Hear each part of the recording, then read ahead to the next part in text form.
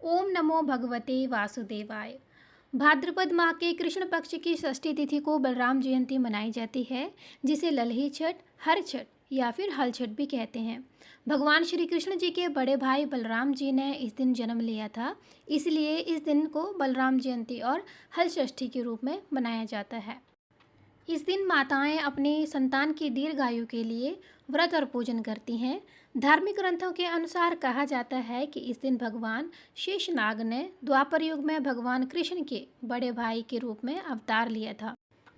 जैसा कि मान्यता है, बलराम जी का मुख्य शस्त्र हल और मूसल है, इसी कारण इन्हें हलधर भी कहा जाता है और इन्हीं के नाम पर इस पर्व को हल षष्ठी या हल छठ भी कहते हैं।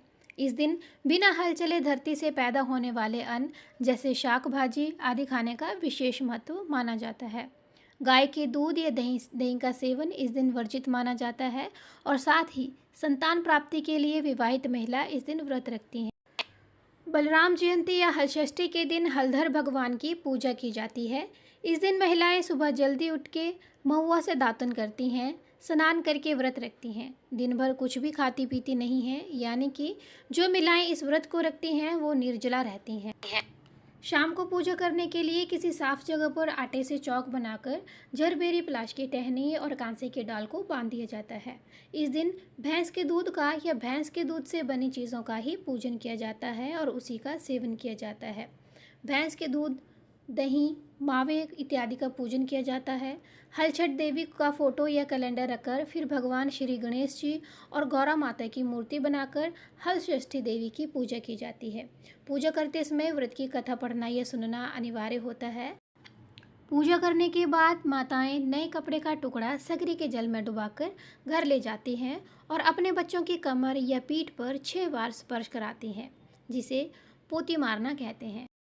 ऐसा माना जाता है कि पोती मारने से बच्चों की दीर्घायु होती है और समाज में उन्हें मान सम्मान मिलता है।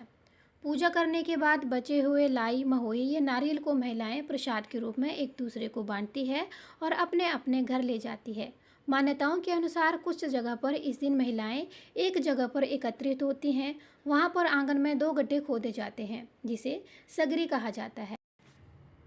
महिलाएं अपने अपने घरों से मिट्टी के खिलौने, बैल, शिवलिंग, गौरी, गणेश बनाकर लाती हैं, जिन्हें उस सगरी के किनारे पूजा के लिए रखा जाता है।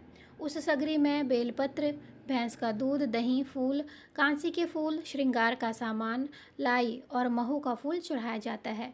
फिर महिलाएं शाम को बैठकर साथ में हल षष्ठी माई के व्रत की कथाएं सुनती हैं। इसके बाद भगवान शिव और माता पार्वती के साथ हल षष्ठी देवी की आरती के साथ पूजा समाप्त की जाती है। इस बार हल षष्ठी तिथि प्रारंभ होगी 24 अगस्त शनिवार की सुबह 7:52 से और षष्ठी तिथि समाप्त होगी 25 अगस्त रविवार सुबह 5:30 बजे। इसीलिए उदय तिथि के अनुसार इस बार हल षष्ठी का पर्व 24 अगस्त दिन शनिवार को मनाया जाएगा। शनिवार के दिन सूर्योदय होगा सुबह 6:14 पर और सूर्यास्त होगा शाम को 6:37 पर। अमृतकाल सुबह 11:26 से लेकर 12:55 तक रहेगा। गोधूली बेला शाम के 6:13 से लेकर शाम के 7:51 तक रहेगी।